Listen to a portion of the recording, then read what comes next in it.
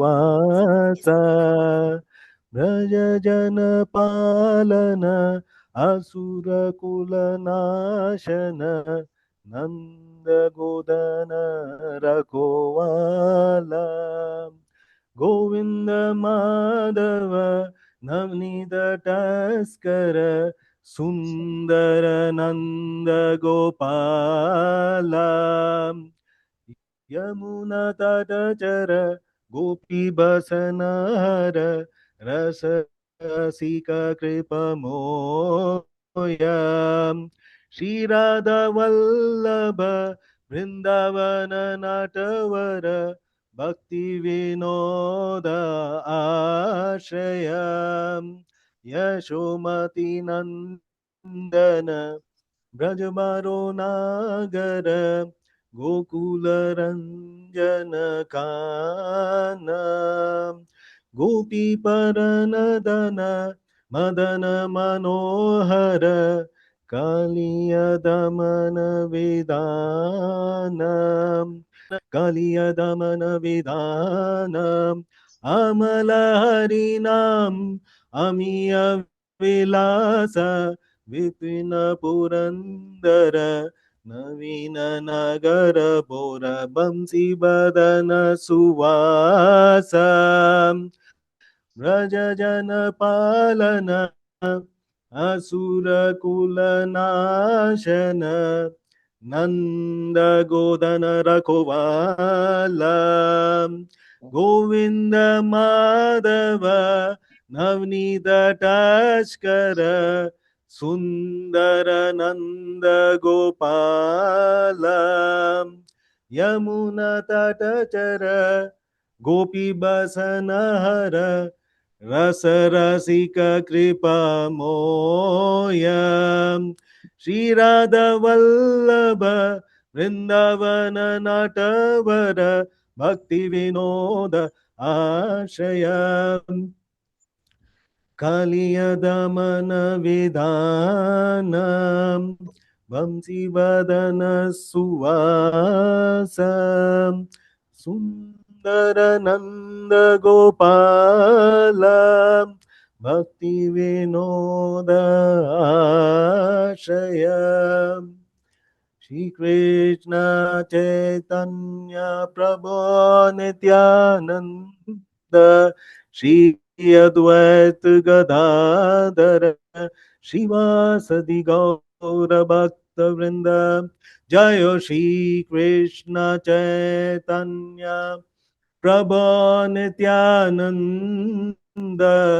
श्री अद्वैत गदाधर श्रीवासदि गौर भक्त वृंद हरे कृष्णा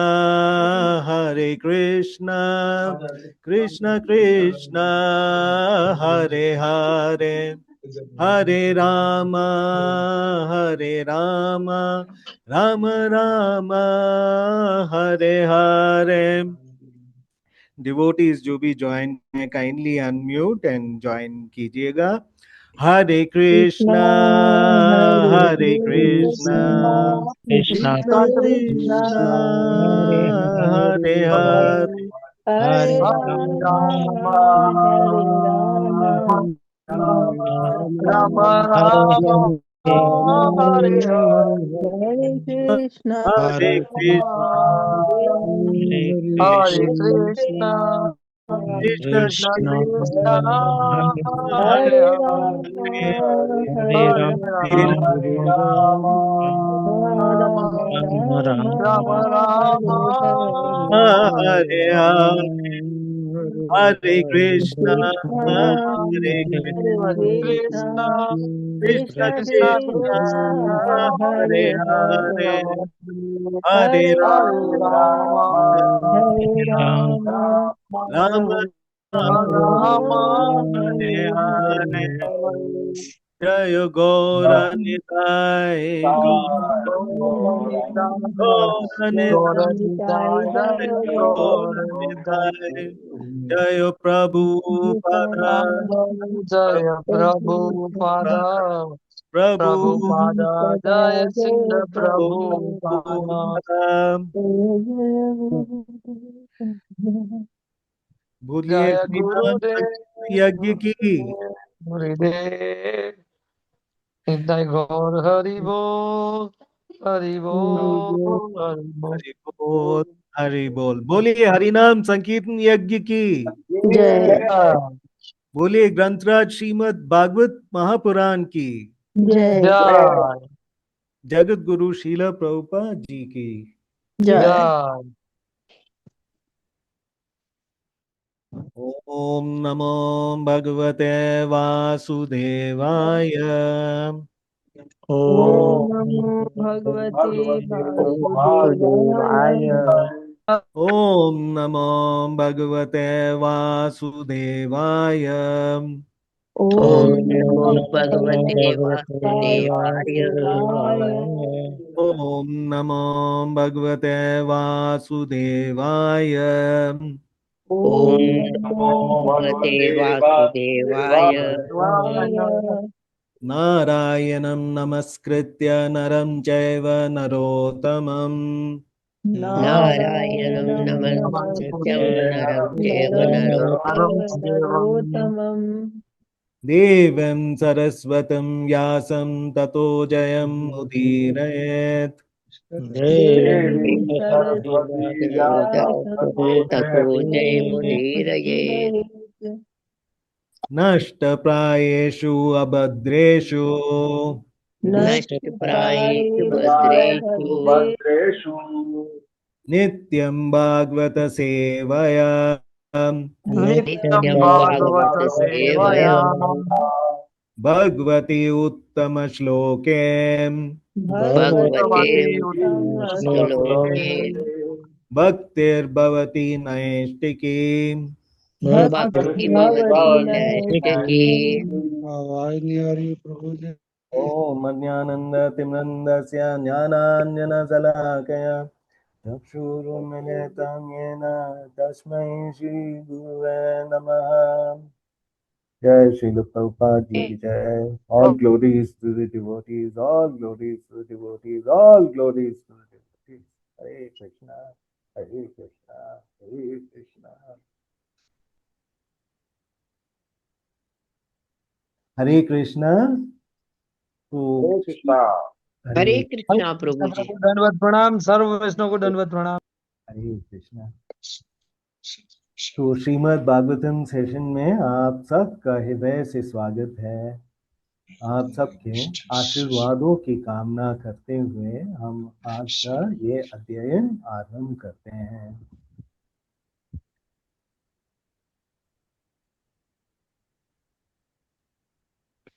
तो आज का ये श्लोक है श्रीमद् भागवतम तृतीय स्कंद प्रथम अध्याय 5वां श्लोक। तो मैं प्रभु जी छठा श्लोक। मुझे तो 5 आज लास्ट मिनट बोला गया था, तो 5 है या 6th श्लोक है? अच्छी बात। प्रभु जी 6th है। 6th है क्या? ओ ओके, ठीक है।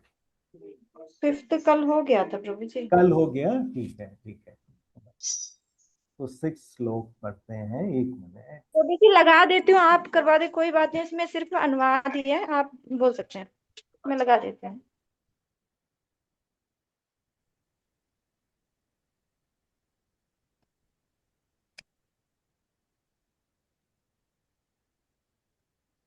नहीं,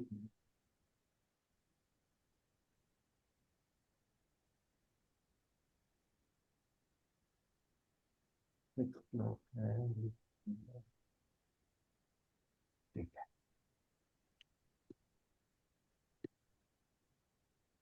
तो क्षमा चाहता हूँ क्योंकि ये लास्ट मिनट मुझे बोला गया था, तो मुझे बोला गया था 5वां श्लोक है, ठीक है। तो 6 श्लोक ही सही। Thank you. श्लोक पढ़ता हूं मैं। श्री शुक उवाच श्री यदा तु, हाँ जी, श्री शुक श्री शुक उवाच, मेरे उवाच। साथ दोहराइए आप। श्रीशुक उवाच श्रीशुकोवाच श्लोकवाच यदा तु राजस्व सुतान् यदा यदा तु तु राजा यदा तु साधुना साधून् साधुना पुष्णां न धर्मेण विनस्तदृष्टि पुष्णं धर्मेण विनस्तदृष्टिः। भ्रातुर्यवस्तस्य सुतं विबन्धुं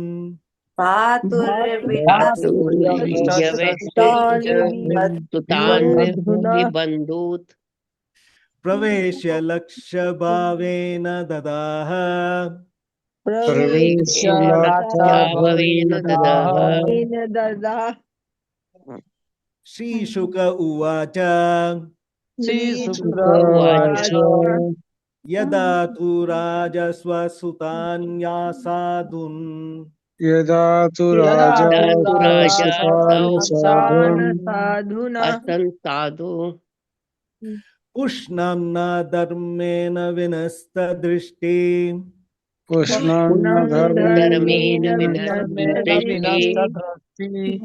भ्रातुर्यवस्तस्य सुतं विबन्धुन् भ्रातुर्यवस्य सुतान् विबन्धून् प्रवेश्य लक्ष्यभावेन ददाह लक्षाभावेन ददाह श्रीशुक उवाच श्रीशुकोवाच यदा तु राजस्वसुतान् असाधून् यदा तु राजा साधून् पुष्णं न धर्मेण विनस्तदृष्टि पुष्णं भ्रातुर्यवस्तस्य सुतं विबन्धुन्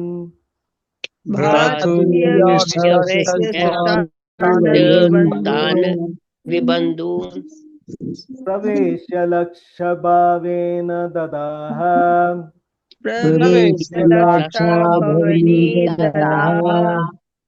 तो जो भी डिवोटीज इसको रिसाइट करना चाहते हैं काइंडली रिसाइट कीजिएगा, ये श्लोक को रिसाइट कीजिएगा। हरे कृष्ण प्रभु। श्रीशुकवाच यदा तु राजा स्वसुतान् असाधून् पुष्पन् धर्मेण विनष्टदृष्टि भ्रातुर्यविष्टस्य सुतान् विबन्धून् प्रवेश्य लक्षा भवने ददाह। हरे कृष्ण। हरे कृष्ण प्रभु जी।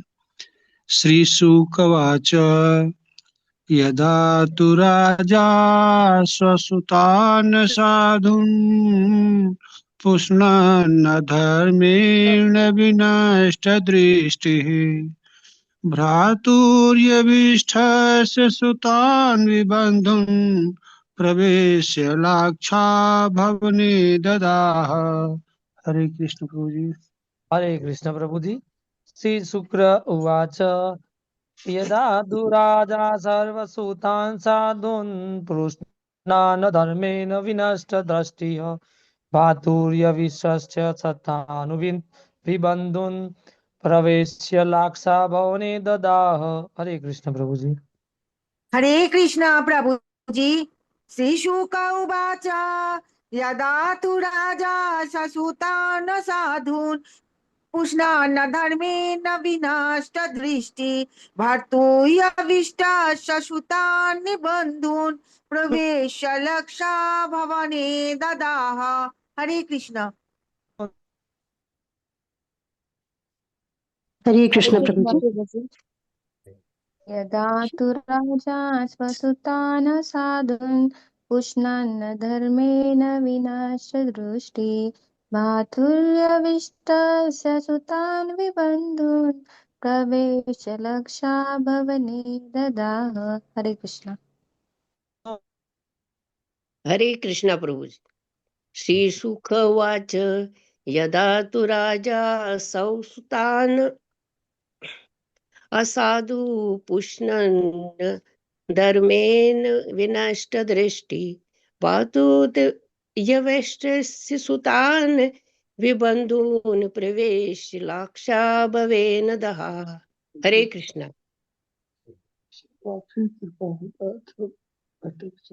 हरे कृष्ण प्रभुजी। श्रीशुक उवाच यदा तु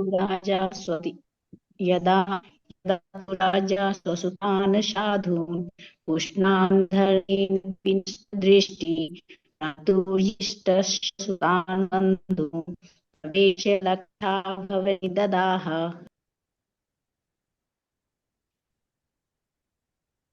तो शब्दार्थ पढ़ते हैं।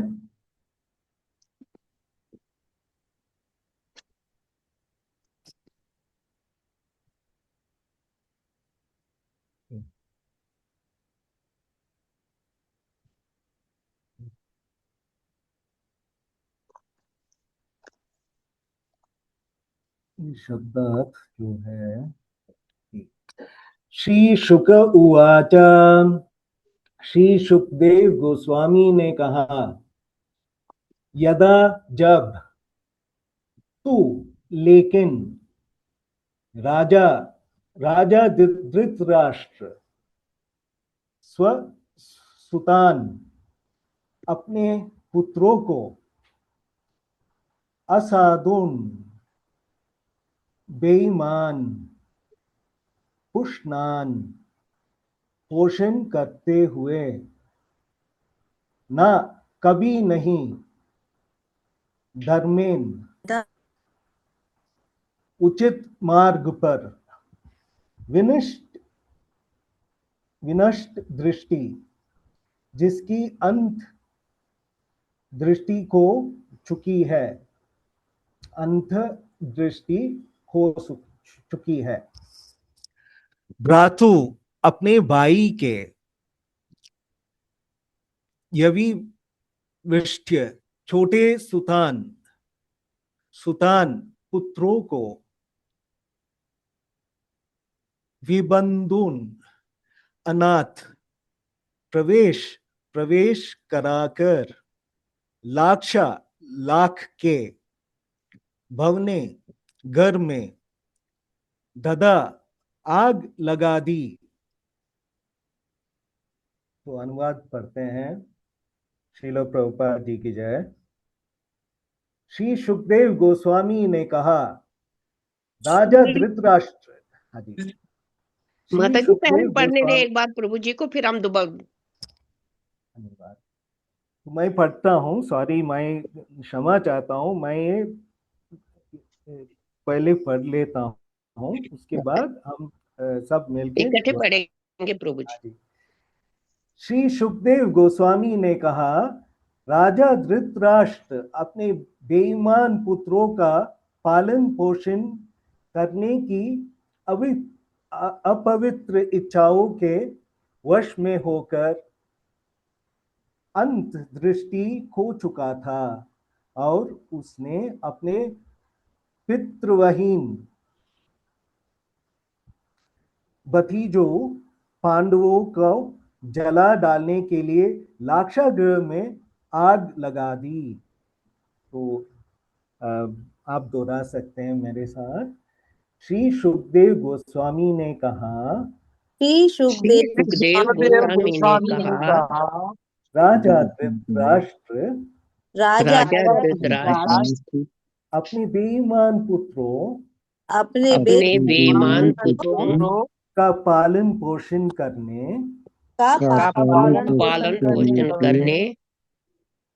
अपवित्र इच्छाओं के वश में होकर अंतर्दृष्टि खो चुका था और उसने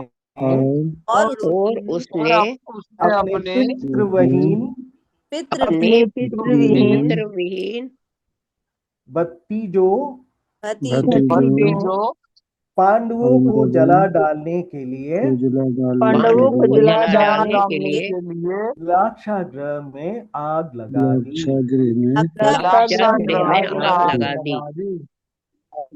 तो तात्पर्य कोई बात पढ़िए। मैं हरे पढ़ूं प्रभु जी? कृष्णा। हरे कृष्ण। तात्पर्य जी इसका प्रभु जी, तात्पर्य जिनका हैंड रेज है उनको हम चांस देते हैं। जी माता जी, मैंने सबसे पहला एंट्रीज करके रखा है। अच्छा जी, पढ़िए पढ़िए। तात्पर्य श्रील प्रभु द्वारा श्रील प्रभुपाद की जय। दुर्तास जन्मांध था, किंतु अपने बेईमान पुत्रों के समर्थन हेतु अपवित्र कार्य करने में उसका अंधापन दृष्टि के शारीरिक दोष से कहीं बड़ा था। दृष्टि की शारीरिक कमी से किसी की आध्यात्मिक प्रगति नहीं रुकती, किंतु जब कोई कार्य रूप से स्वस्थ होते हुए भी आध्यात्मिक रूप से अंधा होता है, तो वह अंधापन मनुष्य जीवन के उन्नति मार्ग में भयावह रूप से बाधक होता है। मादी घर ऊपर करिए तो पढ़ू नीचे। तात्पर्य कितना ही है, बस तो इतना ही है ब्रह्मादेव। हरे कृष्ण। हरे कृष्णा। धन्यवाद पढ़ने के लिए, श्लोक पढ़ने के लिए।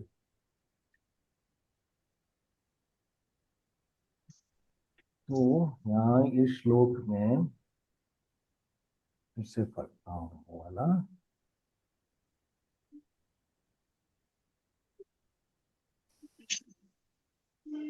ये अनुवाद थोड़ा स्क्रीन ऊपर कर दीजिए ताकि मैं ये अनुवाद पढ़ सकता हूँ एक बार प्लीज। Thank you.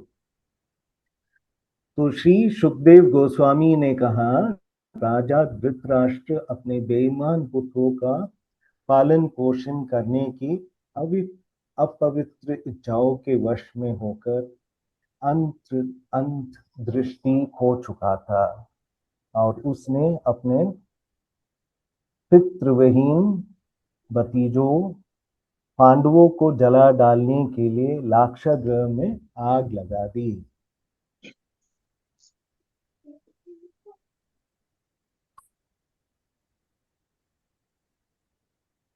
तो ये श्लोक हमें ही बताते हैं कि जब राजा धृतराष्ट्र धर्म से तो अंधा हो गया था और वो अपने दुष्ट पुत्रों का पक्ष लेने लगा था,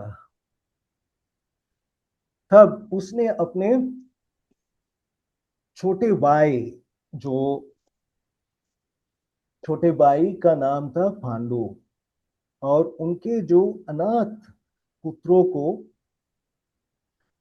उसने अपने ही उनके ही भतीजे थे उनको लाक्षागृह में बेचकर उन्हें जलाकर मार डालने का प्रयास किया था। तो हमें ये जो धृतराष्ट्र जो थे वो जन्म से अंधा था, ये समस्या भी नहीं था क्योंकि वो जन्म से अंधा था, एक भयंकर समस्या नहीं था क्योंकि ये हस्तिनापुर जो था, हस्तिनापुर में भीष्म पितामह जो प्रतिज्ञा लिया हुआ था कि जो भी वो हस्तिनापुर के सिंहासन में बैठेगा वो उनका सेवा करेंगे और राज्य के हित में जो भी है वो कार्य निपटा लेंगे। और भीष्म पितामह जो था एकदम एक बहुत ही सूर्यवीर और आज्ञाकारी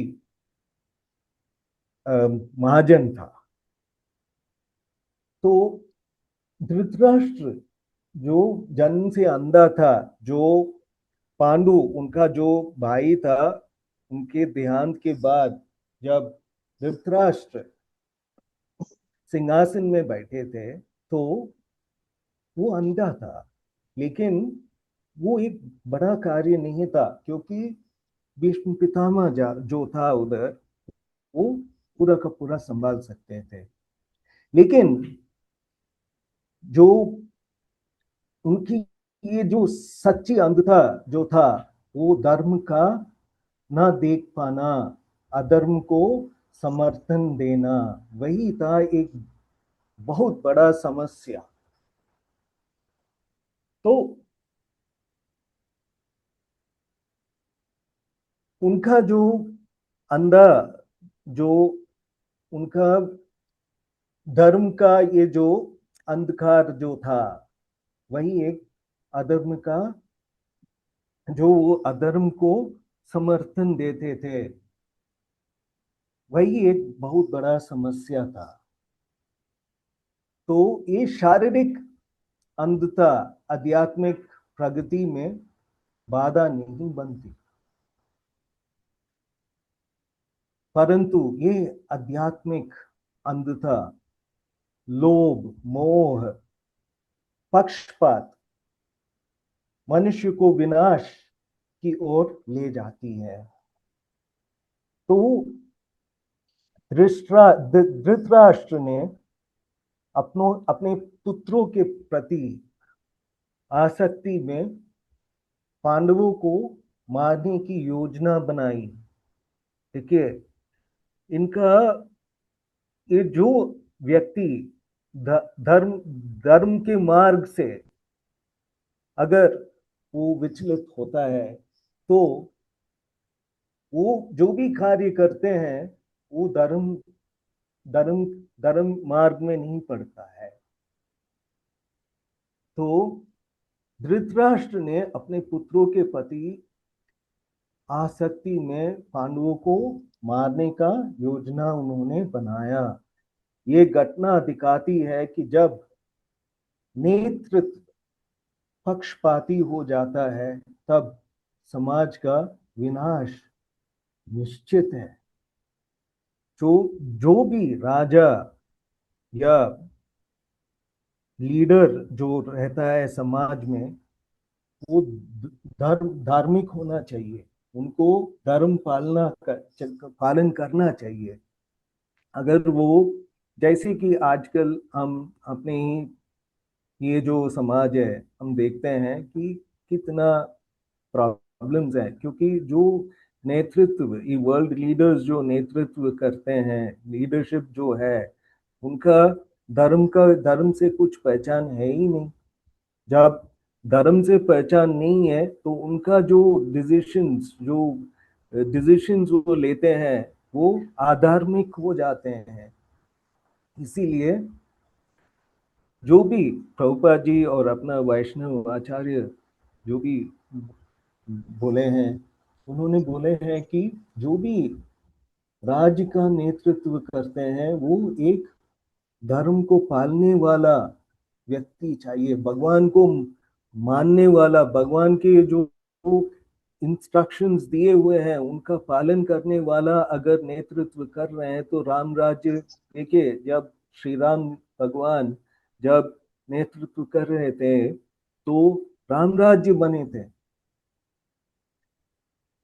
उधर के जो प्रजा थे बहुत ही सुखी थे उनके शासन में।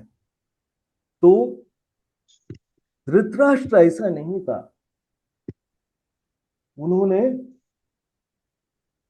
पक्षपात किया, और ये पक्षपात जो अधर्म था, वो जो अधर्म का समर्थन कर रहे थे, वो अधर्म समाज की विनाश करने में निश्चित थे। तो धृतराष्ट्र, जैसे हम अभी समझ रहे हैं, उनके दो अंधताएं थे। एक था शारीरिक अंधता, तो वो हम समझ चुके हैं कि वो उतना बड़ा दोष नहीं है, लेकिन आध्यात्मिक अंधता वो सबसे बड़ा दोष था। तो कोई लोग जो है, आंखें होते हुए भी सत्य नहीं देखते हैं, और कई लोग आंखें न होते हुए भी सत्य को पहचान लेते हैं। तो यही है, यानी आंख, ये अपना जो भौतिक आंख जो है उसका रहते हुए भी बहुत सारे लोग धर्म को अनदेखा कर देते हैं। वो धर्म के मार्ग में चलना ही नहीं चाहते हैं। लेकिन बहुत सारे लोग ऐसे भी हैं जिनके आंख नहीं होते हैं, लेकिन वो सत्य को पहचान लेते हैं। जैसे कि सूरदास के आंख नहीं थे, लेकिन वो भगवान को अपने ही अंदर महसूस करते थे, देखते थे। इसीलिए वो धार्मिक थे, वो धर्म के मार्ग में चल रहे थे। उनके आंख नहीं थे, लेकिन वो भगवान के बारे में इतना सुंदर कविताएं लिखे हैं। हमेशा भगवान के श्री चरण के बारे में अपने ही अंदर वो महसूस करते थे, देखते थे। तो ये ऐसा होना चाहिए। तो ये शारीरिक जो अंधता है वो बहुत बड़ा दोष नहीं है, लेकिन हमारा जो आध्यात्मिक अंधता जो है वो सबसे बड़ा दोष हो जाता है। तो इसीलिए हमें ये ये ये जो श्लोक है हमें साफ दिखाते हैं कि हमें अपने आध्यात्मिक अंधता कभी नहीं होना चाहिए। हमें आध्यात्मिक मार्ग में हमें स्पिरिचुअल मार्ग में चलना चाहिए, धर्म के मार्ग में हमें चलना चाहिए। और धृतराष्ट्र, उनका अपराध क्या था? दुर्योधन के दोष दिखते थे, लेकिन वो फिर भी उनको समर्थन देते थे।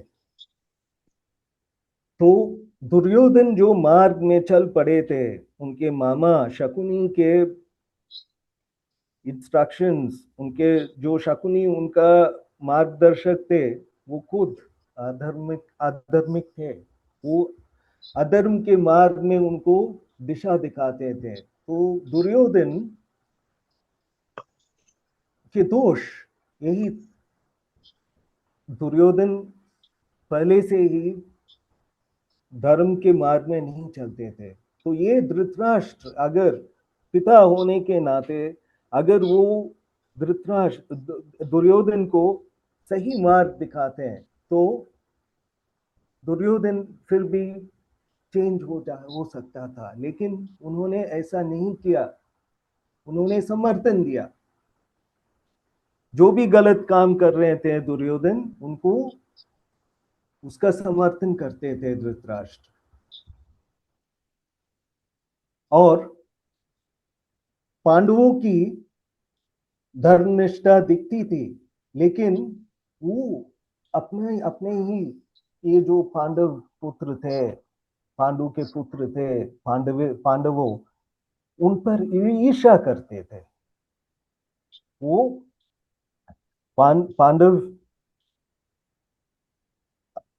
बहुत ही अपने धार्मिक मार्ग में चलते थे, लेकिन धृतराष्ट्र उनसे ईर्ष्या करते थे। और राज्य का धर्म दिखता था, लेकिन फिर भी वो अनदेखा करता था। तो आसक्ति जो है वो विवेक का एकदम नाश कर डालते हैं और विनाश के मार्ग में ले जाते हैं। तो राजा का धर्म है वो सुरक्षा देना चाहिए। एक असली राजा जो है वो सुरक्षा देना चाहिए। और धृतराष्ट्र ने किया साजिश रचना, तो वो अपने ही मार्ग से भटक चुके थे। तो जब कोई भी नेता धर्म को छोड़ देता है तो एक उनका जो परिवार जो है वो टूटता है। अभी धृतराष्ट्र क्योंकि वो राजा थे, वो कुछ भी निर्णय ले सकता था। वो निर्णय ले सकता था कि वो अपने पुत्र दुर्योधन जो रास्ता, धर्म के रास्ता से भटक चुका था, उन्हें सही मार्ग दिखा के उनको ठीक कर सकता था। भगवान श्री कृष्ण जब अर्जुन के, जो उनके एकदम प्रिय भक्त थे, उनके मैसेंजर, पांडवों के मैसेंजर होके जब उन्होंने धृतराष्ट्र के पास गया था, तो उन्होंने शांति का प्रस्ताव रखा था। और ये शांति का प्रस्ताव इसीलिए रखा था, दो कारण था। एक था, ये जो युद्ध होने वाला था उधर, ऐसा न समाज या कोई भी कल उठ के ऐसा न देखे कि पांडवों के वजह से ये युद्ध हो रहा था। तो उन्होंने पांडवों के शांति दूत बनने की वो रेडी हो गया कि वो पांडवों का शांति दूत बने। वो जब धृतराष्ट्र के पास वो जो असेंबली था उधर जब गया था, तो उन्होंने शांति प्रस्ताव किया, लेकिन धृतराष्ट्र जो तभी भी कंट्रोल ले सकता था और अपना ये जो दुर्योधन पुत्र जो था, वो जो धर्म के मार्ग में नहीं जा रहा था, तभी वो करेक्ट कर सकता था।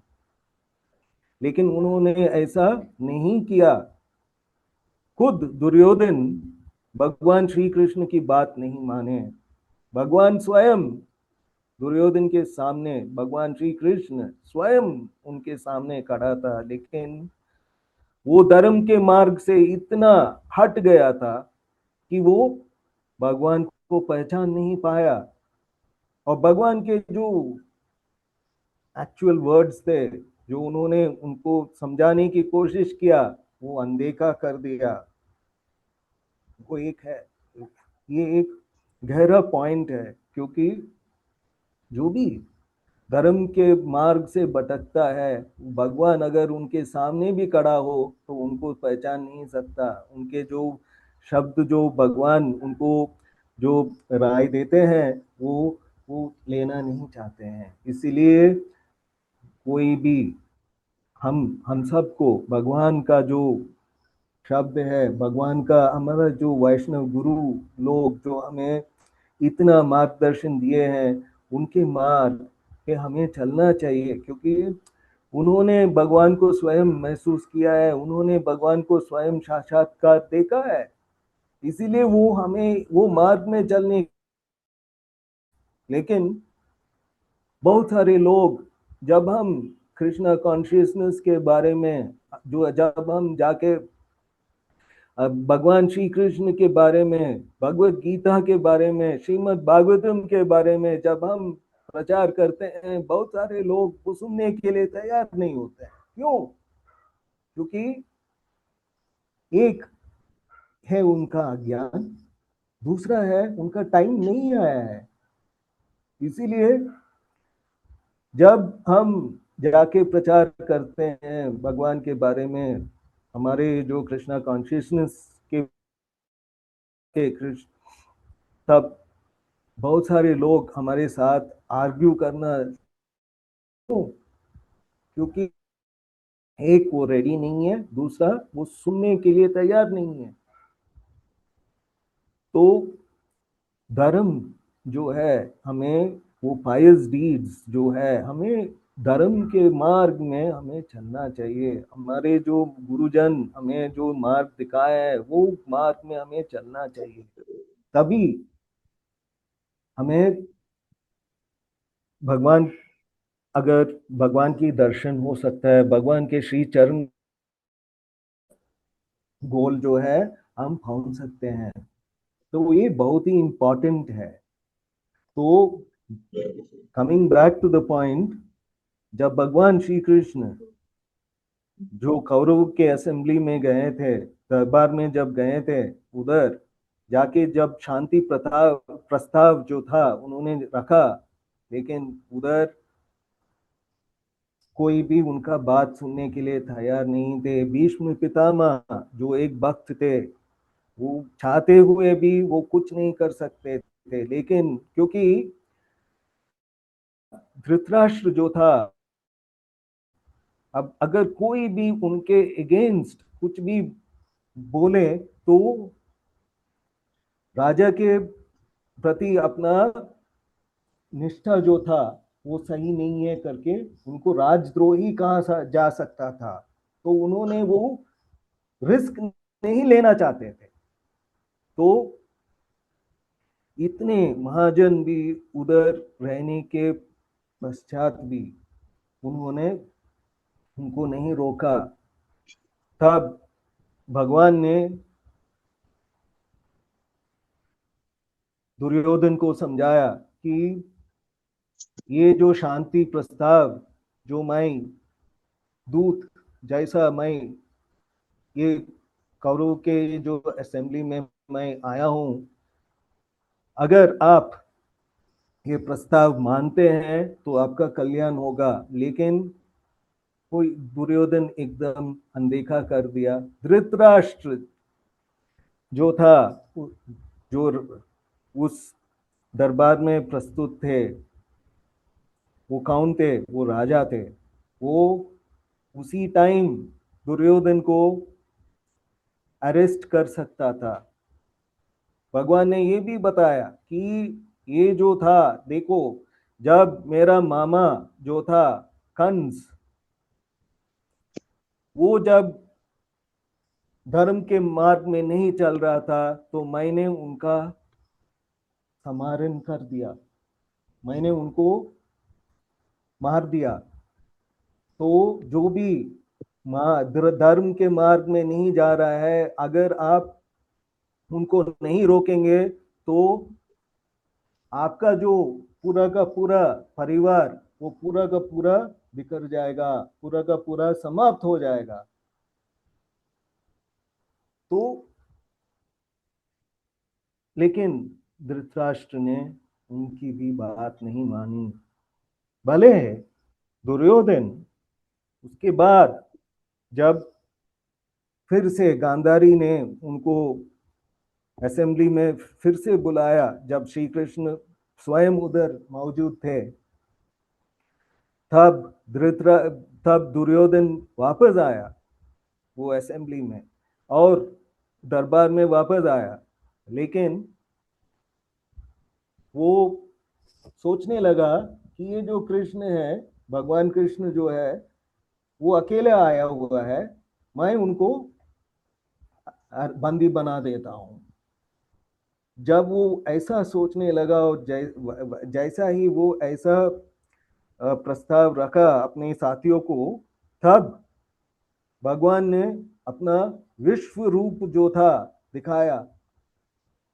तो धृतराष्ट्र जो जन्म से अंधा था, जब ये रूप उधर भगवान ने अपना विश्व रूप जब दिखाया, तब धृतराष्ट्र जो अंधा था वो हाथ जोड़ के भगवान से विनती करता है कि मुझे आपका ये जो रूप है देखने की शक्ति दीजिए। तो भगवान ने उन्हें वो शक्ति दिया जिससे वो भगवान का ये जो विश्व रूप था वो देख सका। राइट? तो ऐसा है कि उसके बाद भी दुर्योधन अपना जो मार्ग था वो सही मार्ग में नहीं आए, ये हम सब जानते हैं। उसके बाद क्या हुआ? लेकिन क्या हुआ अंत में? क्या हुआ? धृतराष्ट्र का जो परिवार था वो टूट गया, वो पूरा समाज जो था उधर उसका भी टूटा, और राष्ट्र जो था वो भी टूट गया, विनाश हो गया। लेकिन धर्म स्थापना जो था, भगवान श्री कृष्ण धर्म स्थापना किया, कैसे पांडवों को उनका हक दिलाया और उन्हें सिंहासन में युधिष्ठिर महाराज को बिठाया। तो ये जो है हमें एक गहरा सिद्धांत हमें बताते हैं कि किसी के सामने भी अगर हम भगवान के बारे में हम बोले लेकिन उनका धर्म में चलने की इच्छा नहीं है तो वो मानेंगे नहीं आपकी बात, वो आपका जो बात है वो अनदेखा कर देगा। तो ऐसा है जो जो हम जो भक्त है हम अपना प्रयत्न कर सकते हैं ताकि हम भगवान के नाम और भगवान के बारे में जितना भी ज्ञान चाहिए उन्हें सपोर्ट कर सकते हैं, लेकिन उसके आगे हम कुछ नहीं कर सकते हैं क्योंकि वो जीव बंद जीव जो है उसे खुद का एक डिसीजन होना चाहिए और भगवान उनको अपने अंदर जो हृदय में बैठ के उनको अपना रास्ता दिखाना चाहिए। तो ये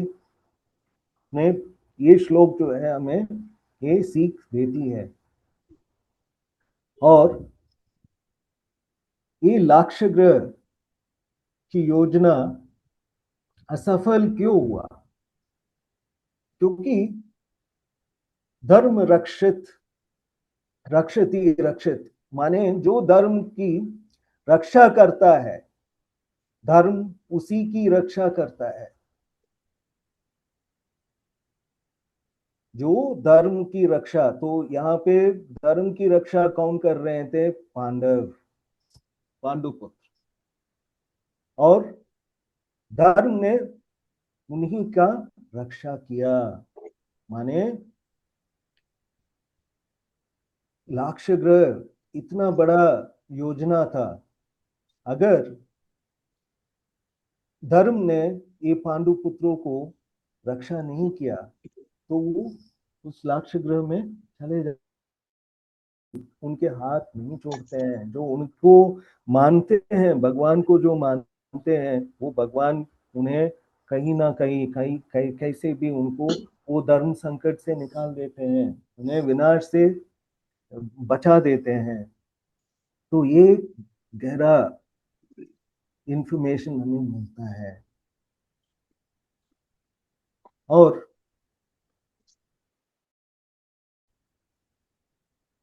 तो ये प्रश्न आता है कि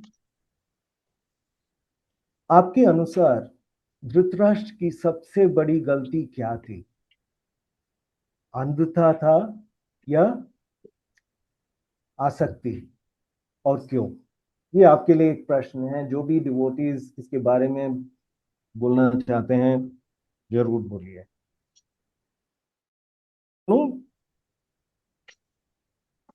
प्रश्न मैं सिर्फ जी प्रभु जी। हाँ प्रभु जी बोलिए बोलिए। तो आपके अनुसार धृतराष्ट्र की सबसे बड़ी गलती क्या थी?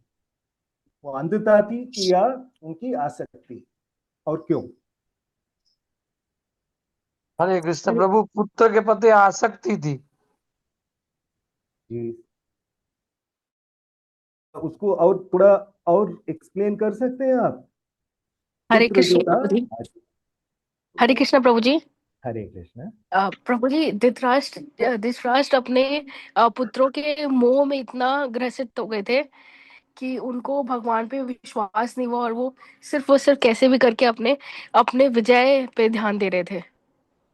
करेक्ट। तो आप जो बोला एकदम सही है। ऐसा है कि धृतराष्ट्र वो धर्म के मार्ग से एकदम भटक गया था। वो अपने पुत्र मोह में माया जो था उनको एकदम घेर लिया था। और माया क्या था? कोई बोलना चाहते हैं क्या माया था? राजगद्दी। राजगद्दी किसको दिलाना था? वो राजगद्दी अपने पुत्र को। तो अपने उसके लिए पुत्र दुर्योधन को। हाँ, पुत्र दुर्योधन को उन्हें वो राजगद्दी में उनको बिठाना था। तो इसके लिए वो एकदम अंधकार में, वैसे ही वो अंधा थे लेकिन वो आध्यात्मिक रूप में से भी धर्म मार्ग से भी भटक गया था। तो इसीलिए वो जो था धृतराष्ट्र धर्म के मार्ग से भटक गया था। और आज के ये जो समाज है उसमें भी ये लाक्षागृह जैसी योजनाएं दिखाई देती है। और किस रूप में? तो आज के ये समाज में, मैं प्रश्न और एक बार बोल रहा हूं, तो आज के इस समाज में ये लाक्षागृह जैसे योजनाएं दिखाई देता है क्या? अखबार जब हम उठाते हैं सुबह सुबह तो क्या दिखाई देते हैं? प्रभु कोई जी बात लोग, बोलना चाहते हैं? हरे कृष्णा प्रभु जी। प्रभु जी, वो लोग अपने भाई भाई को मार रहे हैं, अपने पिता को मार रहे हैं, अपनी माता को, सिर्फ पैसे के लिए और कुछ इस सब चीजों के लिए। सही है। तो इसका मतलब एक ही निकलता है, अगर समाज के जो लीडर्स है, समाज के जो वर्ल्ड लीडर्स जो है, अगर वो धर्म के मार्ग में चलते हैं तो लोगों को भी वो सही दिशा दिखा सकते हैं।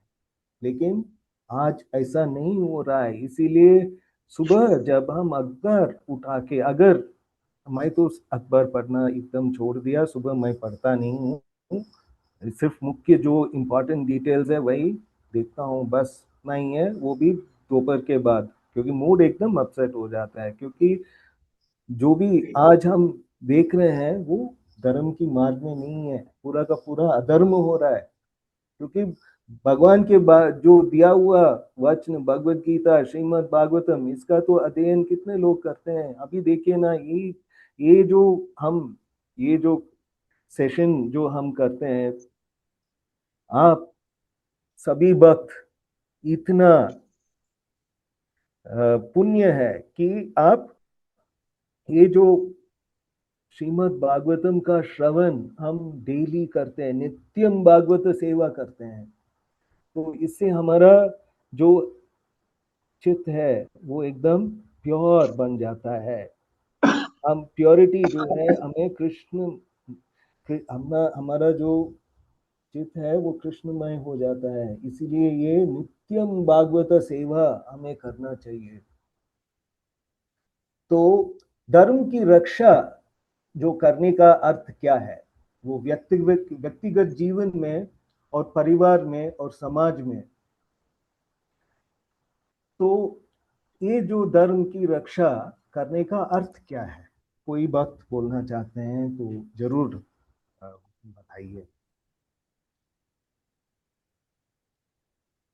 न्यायोचित कार्य करना। आपने बहुत ही गहरा रियलाइजेशन बोले हैं प्रभु जी। थोड़ा आप उसको थोड़ा और भी एक्सप्लेन कर सकते हैं? आपने एकदम उचित बोला। जो कार्य, जिस कार्य से पूरे समाज का, देश का, राष्ट्र का भला हो, प्राणी जाति का भला हो, न्याय संगत कार्य हो, उसी पर कदम डालना चाहिए। थैंक यू प्रभु जी, एकदम सही बोला। ये ऐसा है कि हमें जो भगवान का जो मार्ग, धर्म का मार्ग जो हमें भगवत गीता या श्रीमद् भागवतम और ये जो वैष्णव लिटरेचर जो है इतना सारा, अगर हम उसका ग्रहण करते हैं, हम उसका श्रवण करते हैं, तो हमें पक्का धर्म, अपना धर्म क्या है हमें समझ में आता है, क्लियर हो जाता है। हम कभी धर्म के मार्ग से हटेंगे ही नहीं। सही है ना प्रभु जी? जो आपने अभी बोला यही है ना, आपका बोलने का यही सार था जी। तो यही है धर्म की जो रक्षा है। हम, ऐसा नहीं है कि हम खुद जो धर्म भगवान का जो मार्ग बताया है, हम उसी मार्ग में हमें चलना चाहिए। और अगर हम परिवार के लोग में कोई अधर्मी है, अगर कोई गलत रास्ता अपना रहे हैं, तो उनको हम सही मार्ग में लेके आने की चेष्टा करना चाहिए। क्योंकि ये जो परिवार होता है वही है एक न्यूक्लियस, ये जो समाज का एक फाउंडेशन वही है। हमारे बच्चों को हम अगर धर्म की मार्ग नहीं बताते हैं, हम उनको वैष्णव, ये जो भगवत गीता भगवान का जो खारविंद है और श्रीमद् भागवतम का में जो बताया है, अगर हम अपने बच्चों को वो रास्ता नहीं दिखाते हैं तो वो भटक जाते हैं। आज के युवा में यही हो रहा है ना, इसीलिए समाज में इतना सारा प्रॉब्लम्स है। अगर हर परिवार अपना जो सदस्य है, वो परिवार में जो सदस्य है उनको सही रास्ता, जो परिवार, इसीलिए हमारे जो इंडियन फैमिलीज में अगर आप देखते थे तो थ्री फोर जनरेशंस जो था एक साथ रहते थे, तो वो जो परिवार के एल्डर्स थे वो छोटे लोगों को, परिवार के बच्चों को और परिवार के सदस्यों को सही मार्ग दिखाते थे, क्योंकि वो खुद अपने सही मार्ग में चलते थे, भगवान के दिए हुए मार्ग।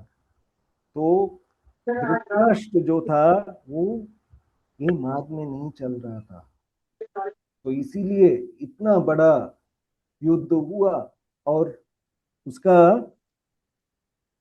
परिणाम क्या निकला, उनका उनका जो 100 पुत्र था सब मर गए। तो एक छोटा सा, ये जो धृतराष्ट्र था उनका ये जो 100 पुत्र जो थे वो उनका तो मृत्यु हो गया, तो उन्हें वो दुख सहना था। तो धृतराष्ट्र को ये जो 100 पुत्रों का विनाश जो था हो गया था, लेकिन उन्हें वो दुख क्यों सहना, कोई आंसर कोई देना चाहते हैं कोई भक्त? उनका जो 100 पुत्र था वो विनाश हो गया, उनका तो मृत्यु हो गया जो वॉर में, लेकिन उन्हें ये दुख जो था क्यों सहना पड़ा?